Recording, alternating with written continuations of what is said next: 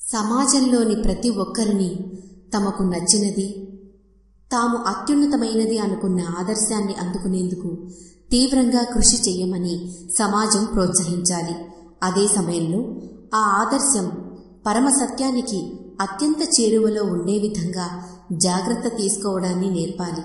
దీనివల్ల అందరికీ సమానమైన అవకాశాలు లభిస్తాయి. స్త్రీ పురుషులిద్దరూ ఎవరి స్థానంలో వారు గొప్ప. ఇరువురికి ఒకే స్థాయిలో గౌరవాన్ని ఇవ్వాలి. ఒకరినొకరు గౌరవించాలి. అదే సమానత్వం. ప్రతి మనిషి తనదైన కర్తవ్యాన్ని ఎన్నుకొని దాన్ని సాధించడానికి ప్రయత్నించాలి. మనిషి తానెప్పటికీ సాధించలేని ఇతరుల ఆదర్శాలను చేపట్టి భంగపడడం కంటే తనదైన ఆదర్శాన్ని నిర్వర్తించటమే ప్రగతిని సాధించడానికి సులువైన త్రోవ. ఉదాహరణకు, ఒక చిన్న పిల్లాడికి 20 మైళ్ళు నడవమని చెప్పండి, వాడు చనిపోవడం ఖాయం.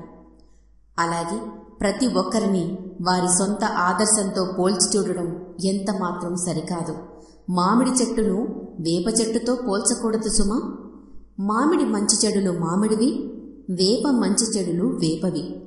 కర్తవ్య నిర్వహణలో ప్రతిసారి మనం కోరుకున్న పని, ఉద్యోగం మనకు లభించకపోవచ్చు. అంత మాత్రాన ప్రకృతి మనకు సహజ సిద్ధంగా విధించిన పనిని మర్చిపోకూడదు. సమాజంలో మనకంటూ ఒక ప్రత్యేకతను సంపాదించుకోవటమే విజయ రహస్యం. మనందరిలోనూ అత్యద్భుతమైన శక్తి దాగి ఉంది. కానీ మనం దాన్ని తెలివి తక్కువతనంతో వృధా చేస్తున్నాం. దానికి బదులు ఏదో ఒక విషయాన్ని, వృత్తిని ఎంచుకొని దానికే జీవితాన్ని అర్పించమని, అదే విజయానికి మూలమని వివేకానంద చెప్పారు. మనిషి తాను ఈ సృష్టిలో ఒక విశిష్టమైన వ్యక్తి అని, తనలాంటి వ్యక్తి మరొకరు లేరని భావించాలి. నిజంగానే మనలాంటి వ్యక్తి మరొకరు లేరు.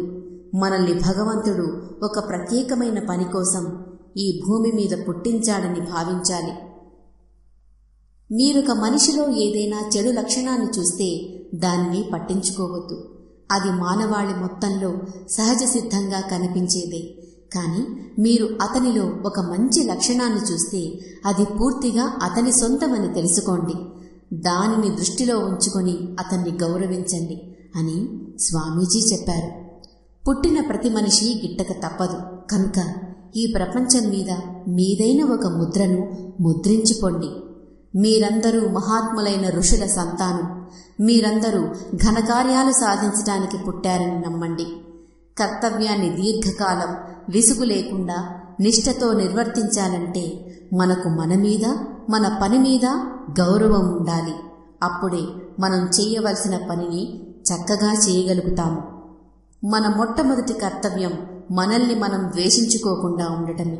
ఎందుకంటే జీవితంలో ముందుకు సాగాలంటే మన మీద మనకు విశ్వాసం ఉండాలి. ఆత్మగౌరవం లేనివాడు మనిషే కాదు అని స్వామీజీ చెప్పారు.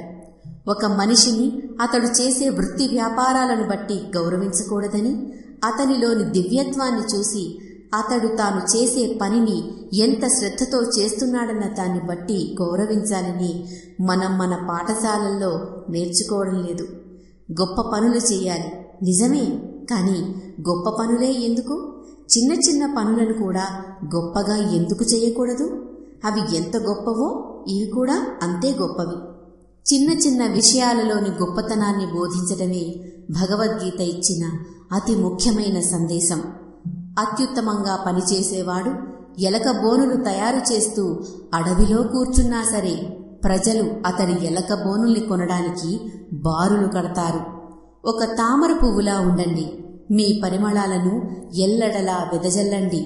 ఆ తామర పువ్వు ఒకచోట స్థిరంగా ఉన్నా ఎక్కడెక్కడి నుంచో తుమ్మెదలు దాన్ని వెతుక్కుంటూ వస్తాయని వివేకానంద చెప్పారు. నీవు ఏ పని చేసినా దానిని ఒక ఆరాధ్యంగా భావించి పనిచేయి అని భగవద్గీతలో కృష్ణుడు బోధించాడు.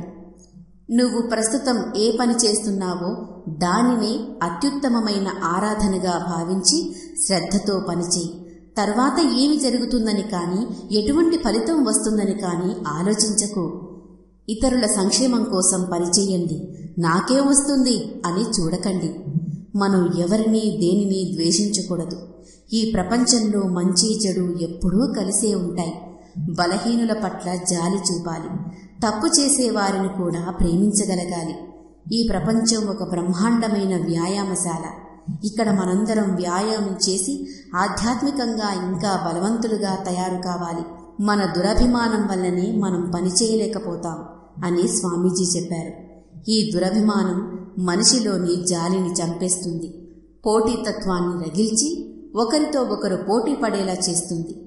చిన్నతనంలో విద్యాభ్యాసానికి పోటీ కొంతవరకు అవసరం కావచ్చు, కానీ అవే ఆలోచనలు జీవితమంతా కొనసాగితే అది మనిషిలోని స్వార్థాన్ని విపరీతంగా పెంచుతాయని మనం మర్చిపోకూడదు.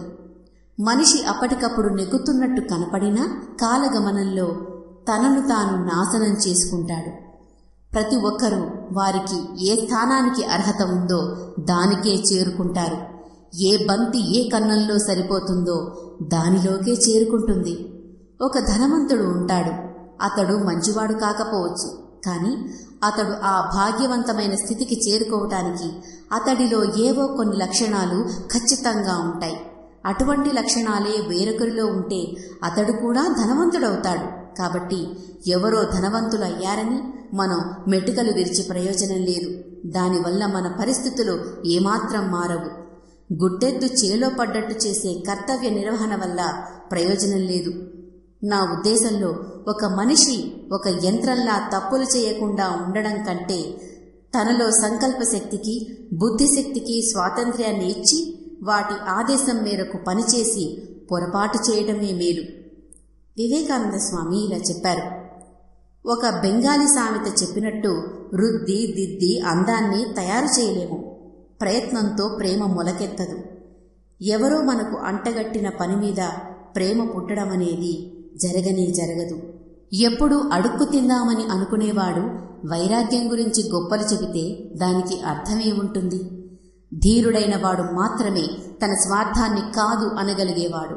ఒక పిరికివాడు సమాజం ఝులిపించే కొరడాకు భయపడి ఏడుస్తూ ఒక చేత్తో కళ్ళు తుడుచుకుంటూ రెండవ చేత్తో దానం చేస్తాడు. అటువంటి దానాల వల్ల ఫలితం ఏముంటుంది?